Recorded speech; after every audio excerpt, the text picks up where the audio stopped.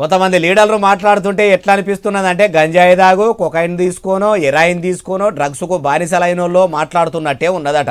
అగో డ్రగ్స్ గురించి అంత ఎరుకున్నట్టు మాదక ద్రవ్యాలు తీసుకుంటే అసొంటి మాటలే వస్తాయన్నట్టు అంత మంచిగా గుర్తుపట్టిన ఆ లీడర్లు ఎవలే ఏం కథనే బాలన్న అంటే ఇగో అయ్యా ముఖ్యమంత్రి యనమల రేవంత్ సారి ఇక డ్రగ్స్ ముచ్చట ముంగటేయిండ్రి.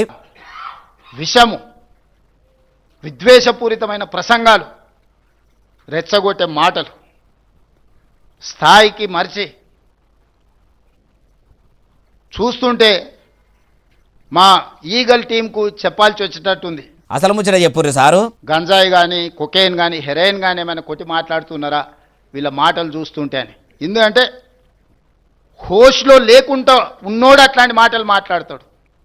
హోష్లో ఉన్నోడు, ఈ సమాజం పట్ల బాధ్యత ఉన్నోడు, పెద్ద పెద్ద చదువులు చదువుకున్నా అనుకునేటోడు మాట్లాడే మాటలేనా?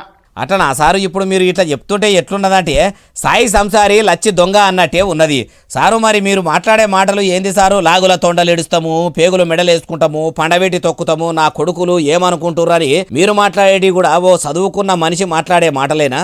ఒక ముఖ్యమంత్రి పదవిలో ఉన్న పెద్ద మనిషి మాట్లాడే మాటలేనా? మరి మీరు మాట్లాడే మాటలు కూడా ఏది దాగి మాట్లాడుతుర్రో చెప్తే కూడా మంచిగా అర్థమవుతుంది. ఒకరు ఎత్తి పొడుచుకునుడు, ఎత్తేసుకునుడు, అనరాని మాటలు అనుకోడు, మళ్ళా అవన్నీ డ్రగ్స్ కు అంటగట్టుడు. ఏమో సారు మీకే తెలవాలి. ఏనుగుంగా ఎన్ని కుక్కలు మురగై అవన్నిటి పట్టించుకుంటా ఇట్లా పొద్దుపోతే ఏమొస్తుంది?